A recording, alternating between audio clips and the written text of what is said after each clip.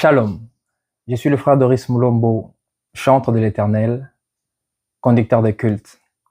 Bienvenue dans ce programme de partage biblique dénommé Preach. Preach qui signifie prêcher, en anglais Preach. La Bible déclare dans Matthieu 4,4, l'homme ne vivra pas seulement du pain, mais de toute parole qui sort de la bouche des dieux. Et Dieu utilise ses serviteurs pour communiquer sa pensée. Et aujourd'hui, dans le cadre de la première, n'est-ce pas, vidéo, dans le cadre de Preach, je vais partager avec vous un thème ou une thématique que le Seigneur m'a mis au cœur. Et partout où vous êtes, laissez-moi vous dire quelque chose, que Dieu a un projet de bonheur et de paix pour vous. Dieu a un projet de bonheur et de paix pour vous. Prenez avec moi la parole de Dieu. Nous allons lire dans Jérémie, chapitre 10, le verset, à partir du verset 11 à 13. J'ai lu au nom de Jésus. Car je connais les projets que j'ai formés sur vous, dit l'Éternel. Et non les projets que j'ai formés pour vous, et non de malheur, afin de vous donner un avenir et de l'espérance. Car je connais le projet que je formais sur vous, dit l'Éternel, de paix et non de malheur, afin de vous donner de l'avenir et de l'espérance. Amen. Alors aujourd'hui, bien-aimés, je vais tenter de parler de projet. Déjà ici, il s'agit de plan. La Bible nous montre que Dieu est l'un des concepteurs des projets, des plans, d'un programme. Dieu a un projet pour ses enfants. Dieu a un plan sur la vie de quelqu'un. Dieu a un projet pour ton avenir. Dieu n'est pas quelqu'un de surprise. Dieu n'est pas un improviste. Mais ici, Dieu, il se reconnaît comme étant c'est lui qui est le réalisateur, les concepteurs, n'est-ce pas, de projets pour l'homme. Voilà pourquoi il dit dans cette parole, il dit à Jérémie, il dit, je connais les projets que j'ai formés pour toi, sur ta vie. Et il définit, il dit que ces projets est un projet de paix et non de malheur. Ici, Dieu sait qu'il a un projet pour toi. Dieu sait identifier les projets qu'il a établis pour toi. Dieu sait identifier les projets qu'il a élaborés pour ses enfants. J'aimerais dire à quelqu'un qui me suit en ce moment, peu importe le moment que tu traverses, peu importe la réalité que tu vis, sache-le bien que Dieu a un projet de paix et de bonheur pour toi. Est-ce que quelqu'un peut le déclarer? Tu es sur le lit de l'hôpital, tu es à la maison, tu es je ne sais où en ce moment, tu traverses des moments peut-être difficiles, répète-les, confesse-les de ta bouche. Dieu a un projet de paix pour toi. Tu es malade, Dieu a un projet de paix et de bonheur pour toi. Tu manques le travail, Dieu a un projet de bonheur et de paix pour toi. Alors, c'est quoi un projet? Alors, un projet peut se définir comme étant une idée de quelque chose à faire. Vous serez d'accord avec moi que rien ne se réalise avant d'être un projet. Rien n'arrive dans la vie de l'homme sans pour autant que cela ne soit un projet d'abord dans le monde spirituel. Rien ne se réalise dans la vie de l'homme sans que cela ne soit un dessein, un plan de la part de Dieu. Une idée de quelque chose à faire. Dieu a une idée de quelque chose à faire pour toi. Dieu a une idée de quelque chose à faire sur ta vie. Dieu a une pensée pour toi. Dieu a une pensée pour ta famille. Dieu a un programme pour toi qui me suis. Tu es à la maison, bien-aimé. Même si les gens te négligent, Dieu a un projet pour toi. Même si les gens t'abandonnent, Dieu a un projet pour toi. Alléluia.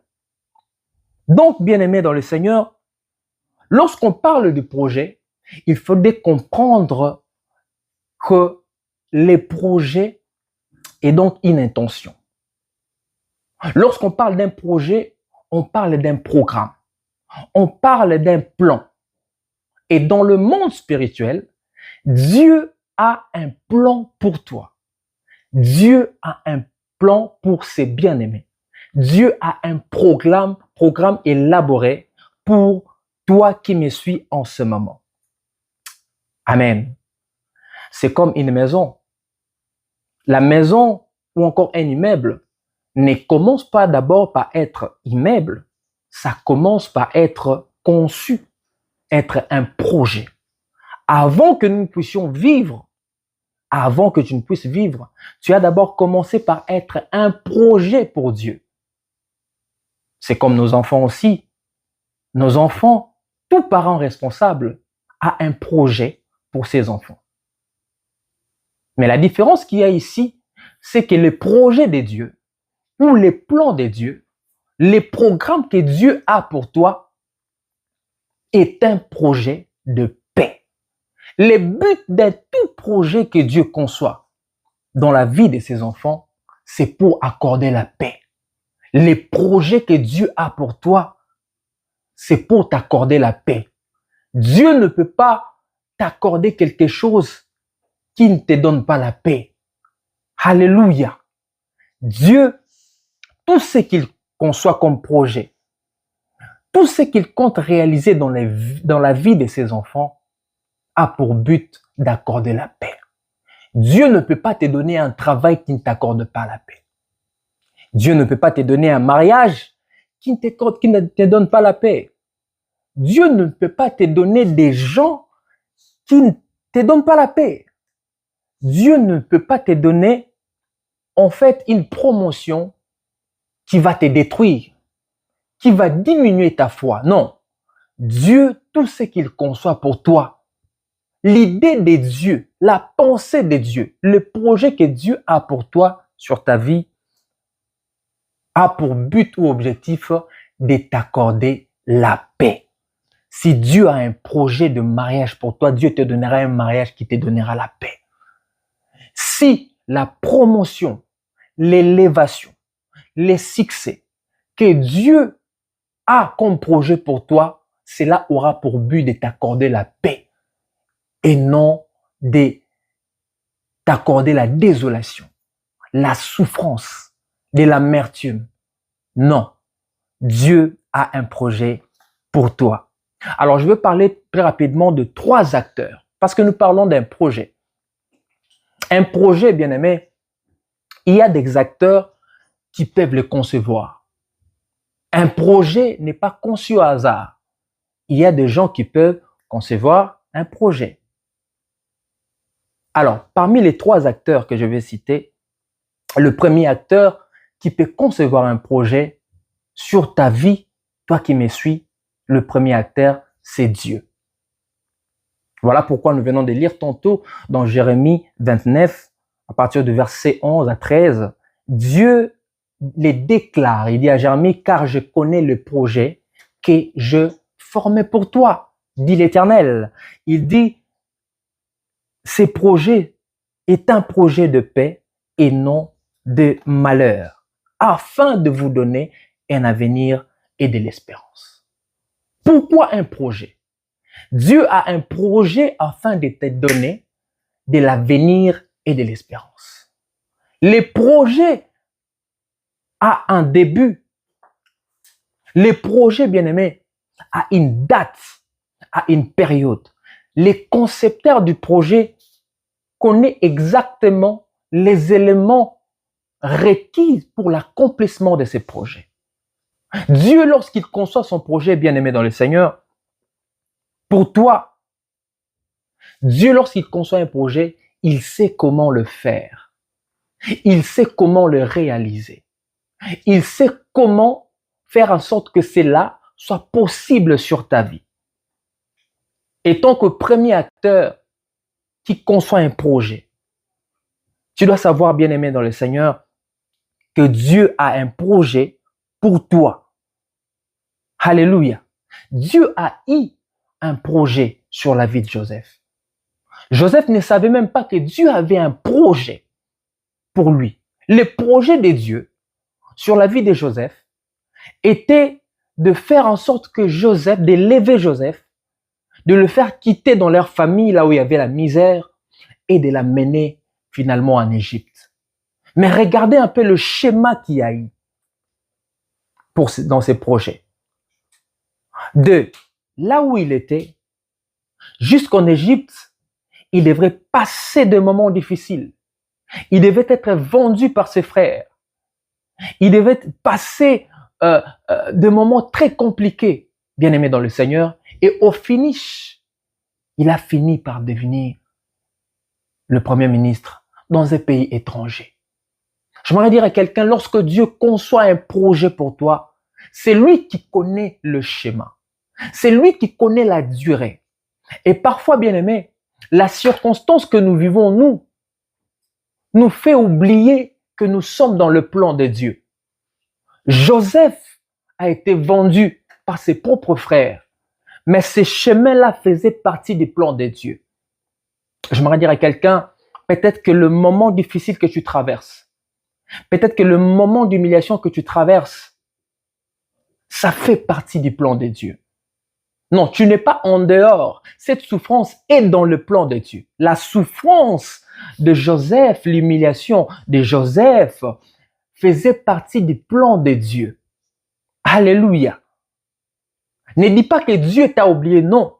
Dieu a un plan pour toi et tu es dans le plan de Dieu. Amen. Dieu avait un plan pour Samson, alors que Samson ne savait même pas. Dieu avait un plan pour cet homme. Dieu avait élaboré des choses. Dieu avait créé une période. Dieu a même créé des interdits. Quand Dieu crée un projet pour toi, Dieu s'arrange étant le concepteur et le réalisateur d'un projet. Il met tous les éléments dedans, y compris les interdits.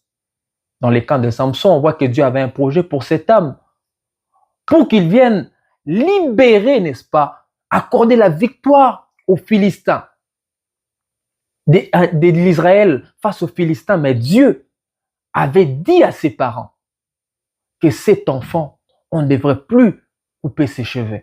Ça faisait partie de ses projets. Alléluia. Dieu avait un projet, oui, dans la vie de Saoul. Saoul qui autrefois était considéré comme le persécuteur de tous ceux qui évangélisaient la parole. Qui pouvait croire que Dieu pouvait penser à Saoul? Peut-être que les gens ne pensent même pas à toi par rapport à ce que tu es en train de faire. Peut-être que tu es encore dans le monde. Peut-être que tu es encore un ivrogne, un consommateur de l'alcool. Peut-être que tu vis encore dans l'impudicité. Mais laisse-moi te dire que c'est possible malgré la vie que tu vis, tu es déjà dans le plan de Dieu.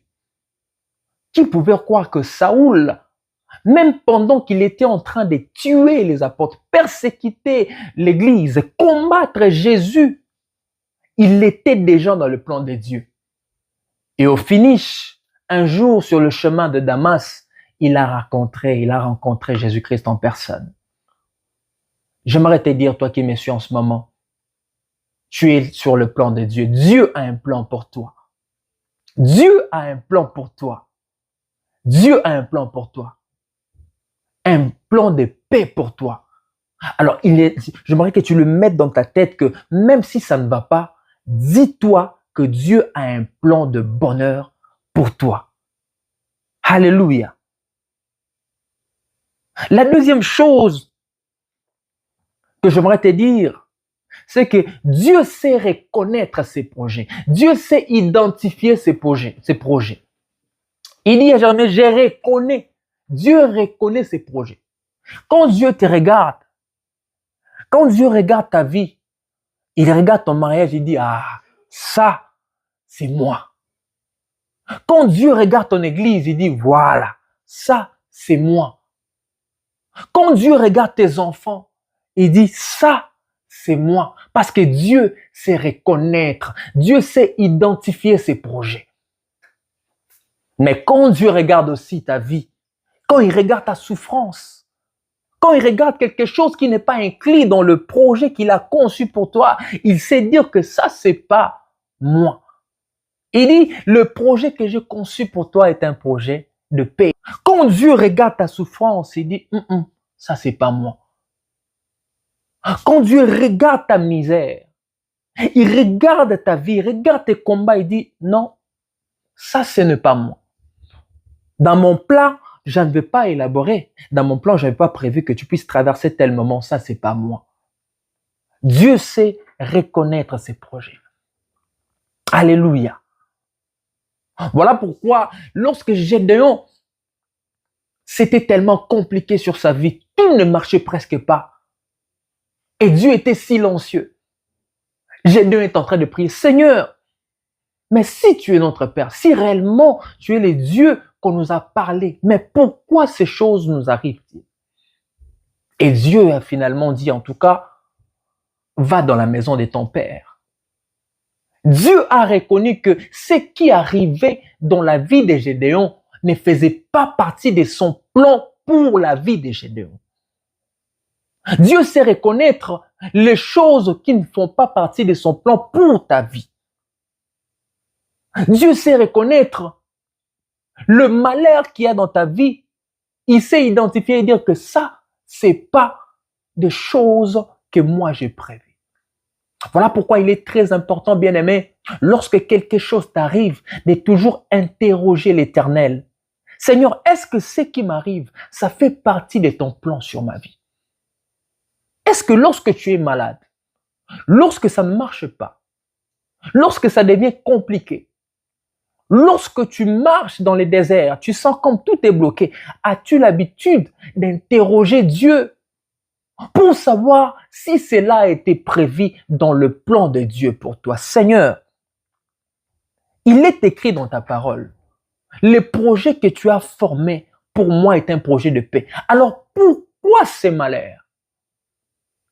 Si le projet que tu as formé pour moi, pour mes enfants, pour mon mari, pour ma femme, pour mon église est un projet de paix et non de malheur, alors d'où viennent ces malheurs? Et Gédéon a interrogé l'Éternel par rapport au malheur qui est arrivé dans sa vie. Et Dieu l'a répondu, va à la maison de ton Père. Il y a des choses qui arrivent dans ta vie, bien-aimée, ça ne fait pas partie du plan de Dieu dans ta vie. Aujourd'hui, nous avons comme l'impression ou l'habitude de dire que tout ce qui nous arrive, c'est Dieu. Mais cette fois-là, Dieu a renié, a dit à Gédéon, ce qui t'arrive, ça, ce n'est pas moi. La misère de ton peuple, la situation qui arrive à ton pays, ce n'est pas moi. Et Dieu a donné la révélation à la maison de ton Père. Ce qui t'arrive, toi qui me suis, cette maladie qui a longtemps duré, cette complication, cette sécheresse qui manque le nom, d'où vient-il? Cela vient de Dieu. As-tu eu le temps à interroger l'Éternel par rapport à ton problème? As-tu eu le temps à interroger l'Éternel par rapport à la situation qui demeure tenace malgré tes offrandes, malgré tes sacrifices et malgré tes prières? Alléluia. Dieu sait reconnaître ses projets. La troisième chose que j'aimerais te dire encore ici, c'est que rien ne peut empêcher la réalisation du plan de Dieu sur ta vie. Ça, c'est une bonne nouvelle. Ce que Dieu a prévu pour toi, ce que Dieu a prévu pour toi, rien ne peut empêcher son accomplissement.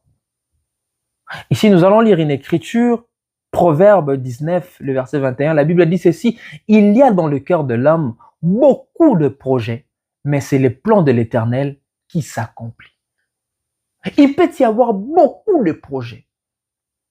Et Dieu n'est pas le seul acteur. Souvenez-vous, Dieu n'est pas le seul acteur qui conçoit les projets. Mais l'homme aussi peut concevoir. Dans le deuxième point, je parlerai de l'homme qui peut concevoir. Mais la Bible a dit, par-dessus tout, c'est le projet de l'Éternel qui s'accomplit.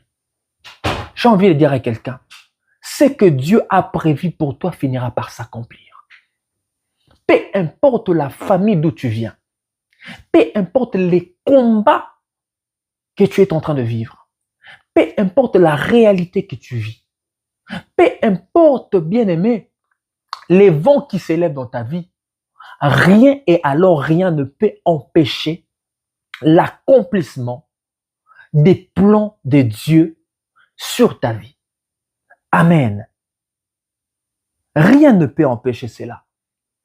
Même si les gens parlent mal de toi, bien-aimé, cela ne peut pas empêcher à ce que le promesse de Dieu, le projet de Dieu s'accomplisse dans ta vie. La méchanceté des hommes ne sont pas tellement efficaces pour empêcher, enfreindre l'accomplissement de ce que Dieu a prévu pour toi. Les combats de ta famille, les alliances de ta famille, alléluia, ne peut pas empêcher ce que Dieu a prévu pour toi. Car ce que Dieu a fait, qui peut l'empêcher? Lui qui est le Tout-Puissant. J'aimerais renforcer la foi de quelqu'un pour dire que le plan de Dieu sur ta vie s'accomplira. Si Dieu a prévu un voyage pour toi, tu auras ces voyages. Si Dieu a prévu un mariage comme plan pour toi, projet pour toi, cela s'accomplira.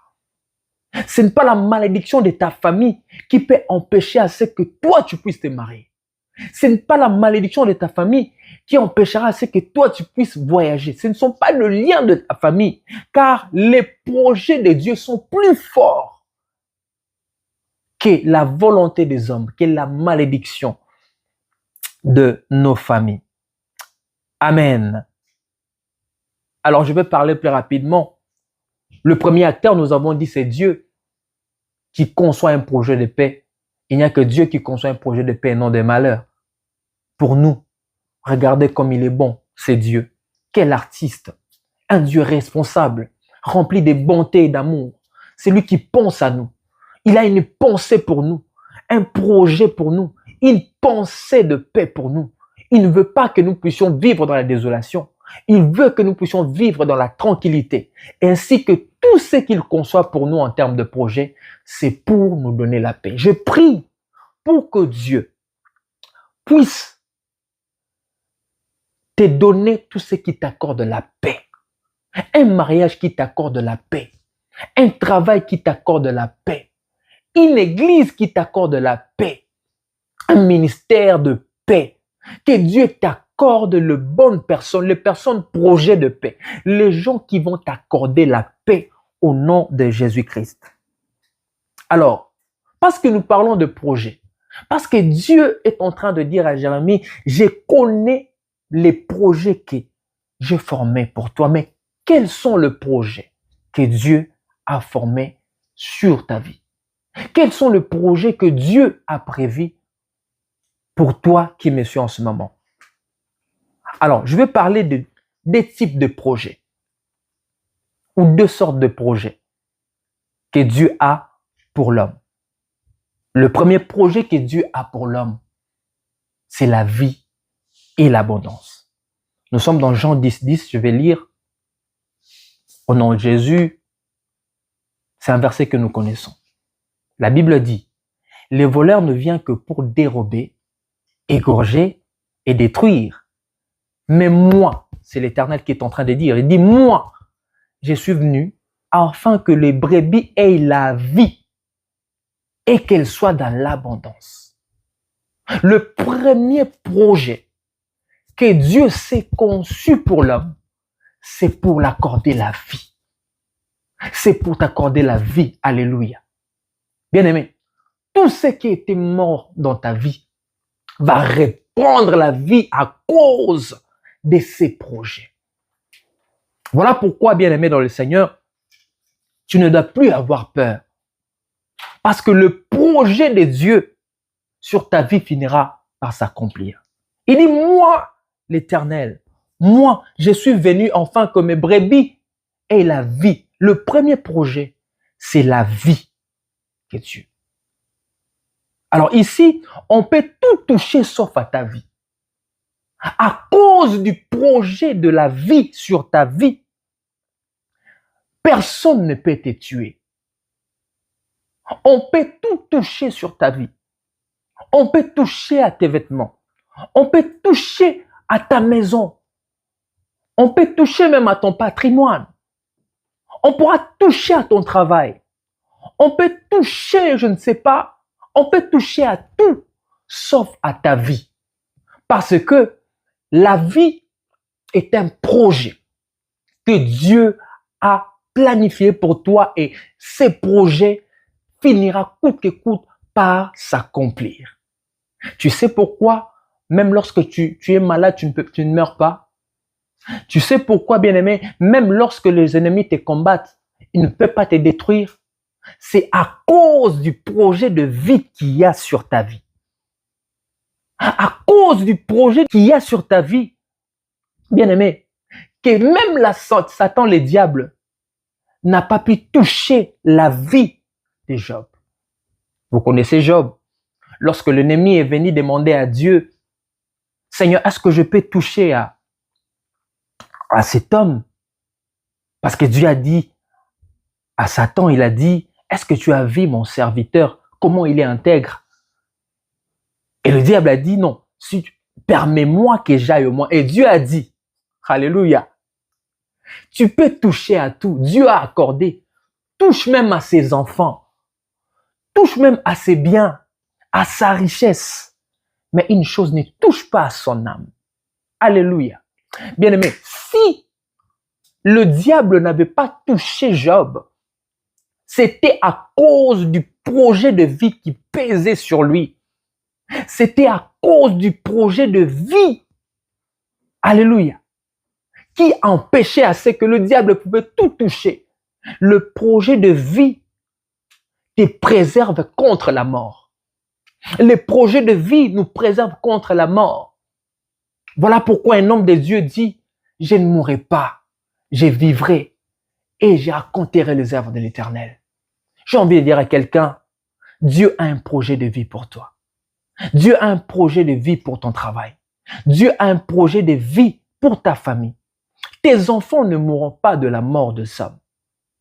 Tu ne mourras pas de la mort de Sam. Même si lorsque tu seras empoisonné, tu ne mourras pas à cause du projet de vie qu'il y a sur ta vie. Job, l'ennemi n'a pas pu le toucher à cause de ce projet. Lazare, qui était l'ami de Jésus-Christ, est mort. On vient apprendre à Jésus, ton frère est mort, toi tu es ici en train de prêcher. Il regarde Marthe et la famille de Lazare, il dit non, il n'est pas mort. Il s'endort. Pourquoi? Parce que selon les hommes, selon la sœur de Lazare, c'était fini. Alors que Jésus-Christ savait qu'il y a un projet de vie qui pesait sur la vie de Lazare. Ce qui a ressuscité Lazare, ce n'était pas la présence de Jésus, mais c'était la présence d'un projet de vie qui a sécurisé sa vie, qui empêchait à ce qu'il puisse mourir avant son temps. Ce qui me pousse à comprendre que la résurrection de Lazare, bien aimé, c'était justement justifié par le projet de vie qu'il y avait sur la vie de Lazare. Lorsque, bien aimé, tu meurs avant les temps, tu vas ressusciter parce que le projet de vie a la capacité de ressusciter tout ce qui est mort et d'empêcher à ce que tu meurs avant les temps. Jésus arrive, il regarde, Lazare sort. Même Jésus avait la capacité en ce moment-là de ressusciter Lazare à cause du projet de vie qu'il y avait. Il savait que Lazare ne pourrait pas mourir à ce moment-là. Voilà pourquoi j'aimerais déclarer à quelqu'un, même si tu es sur le lit de l'hôpital, tu ne mourras pas de la vie, de la mort de Sam, à cause du projet de la vie. Jésus est venu nous donner la vie à cause de ses projets.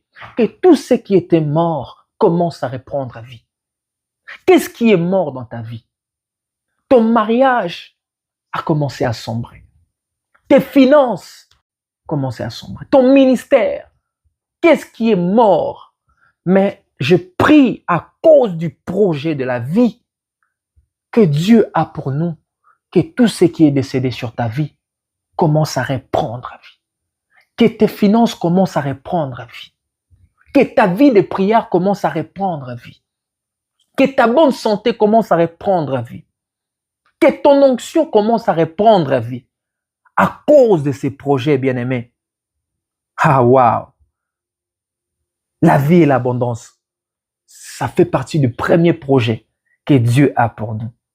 Voilà pourquoi, bien-aimé, lorsque tu donnes ta vie à Jésus-Christ, il y a un projet de vie qui vient sécuriser ta vie.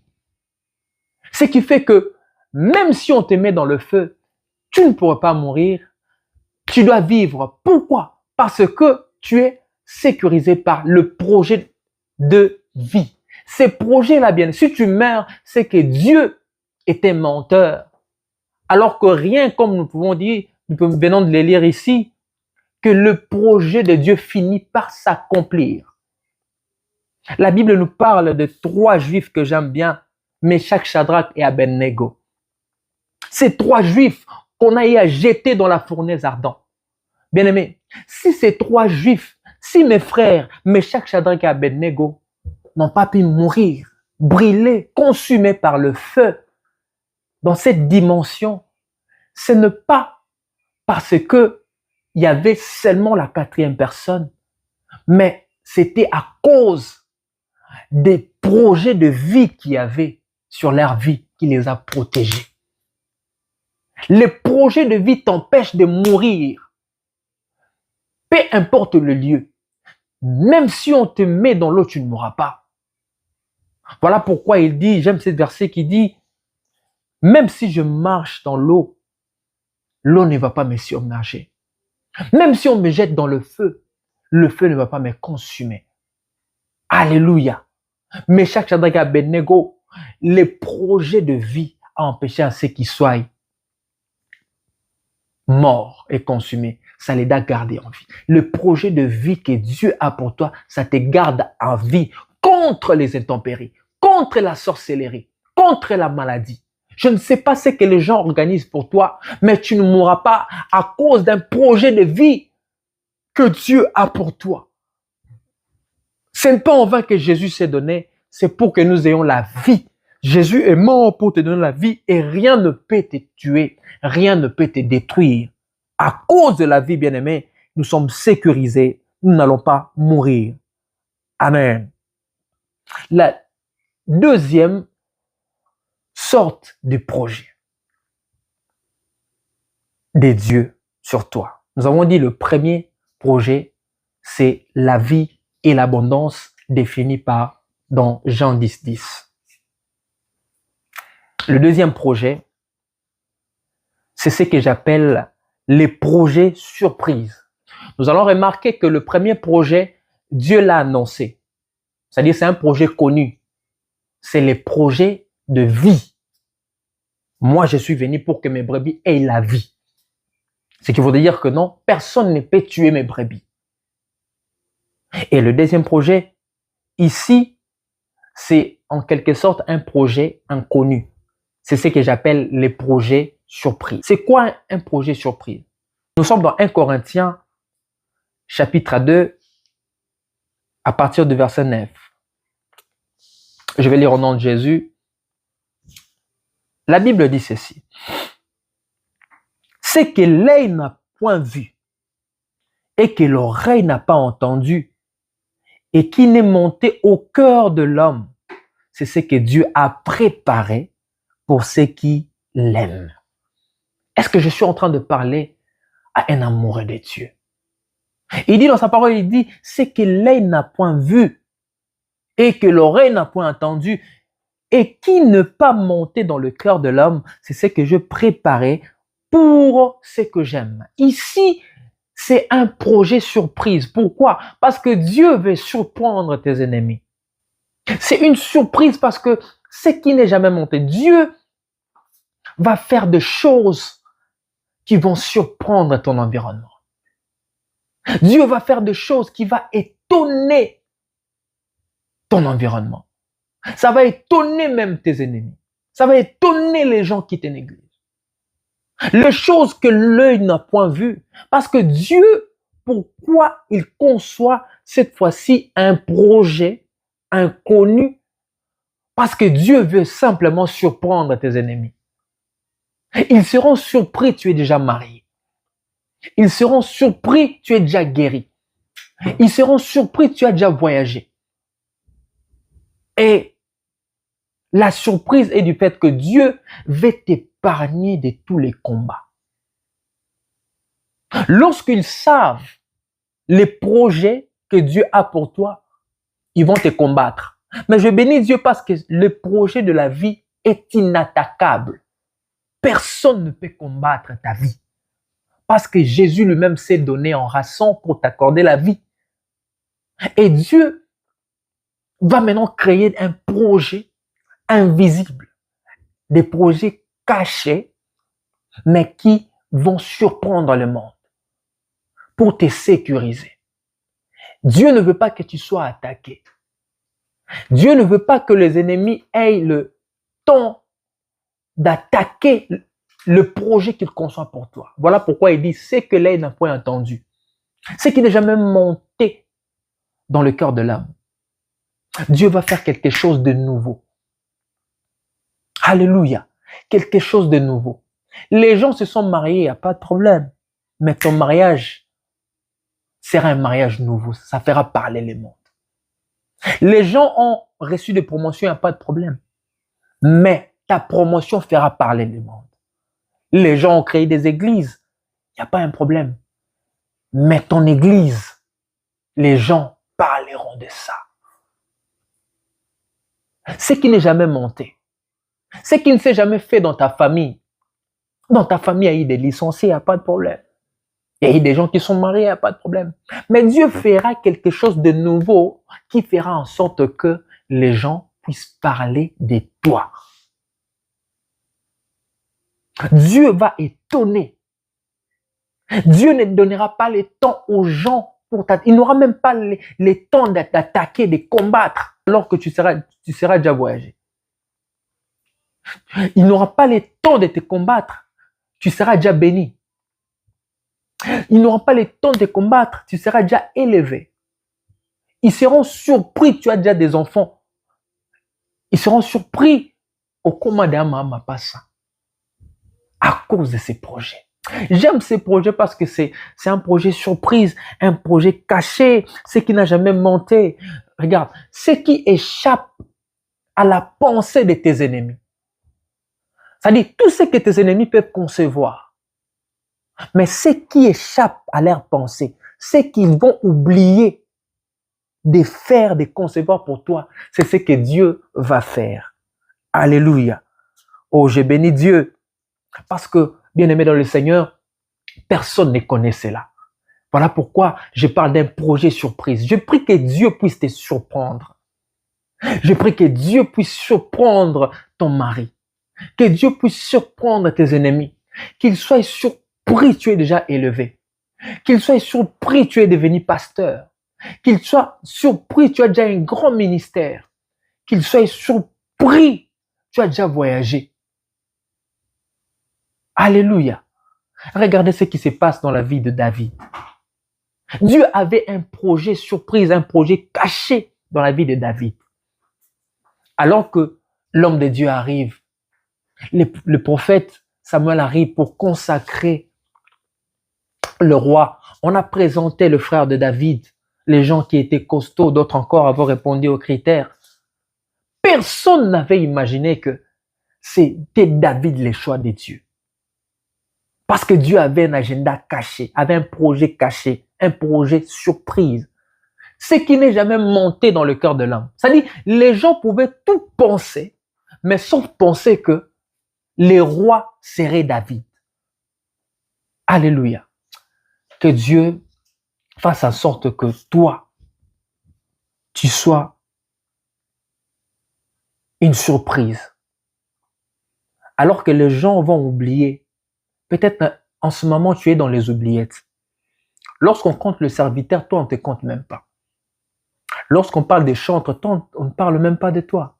Mais je prie que l'Éternel fasse la même chose qu'il a fait avec David. Que lorsqu'on pensera aux autres, que Dieu ne puisse ne choisir que toi.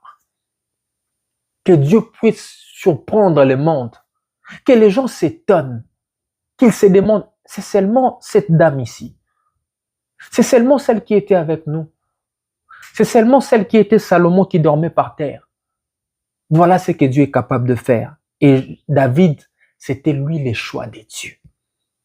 Quel projet! Alléluia! Que Dieu t'accorde le mariage, le travail, le ministère, tout ce qui peut surprendre le monde. Voilà un peu ce que je voulais partager avec vous aujourd'hui dans le cadre de prêche, prédication, pour exhorter quelqu'un, pour t'enseigner en même temps, pour te dire, malgré tout ce que tu es en train de vivre actuellement, malgré la réalité que tu es en train de vivre, malgré les combats, malgré les défis, les insultes, la négligence, les rejets des gens, n'oublie jamais que Dieu a un projet de paix pour toi. Et Dieu étant que le concepteur de projet, il connaît seul la durée, les moments, les éléments, les circonstances, les gens qui doivent concourir à l'accomplissement de ces projets. J'aimerais te dire que malgré que tu es dans la souffrance, ne pense pas que tu es en dehors du projet de Dieu. Tu es dans le plan de Dieu. Joseph, en difficulté, était dans le plan de Dieu. David, rejeté par ses frères, on le mettait à l'écart. Il était dans le plan de Dieu. Parce que Dieu voulait que son nom soit glorifié. Dieu est en train de vouloir à ce qu'il puisse trouver gloire dans ta situation. Qu'il puisse prendre gloire dans ta maladie.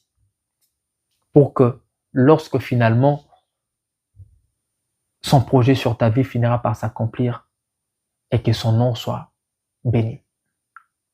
Que Dieu te bénisse. J'aimerais prier avec toi avant de finir. Tu vas déclarer avec moi, Père éternel,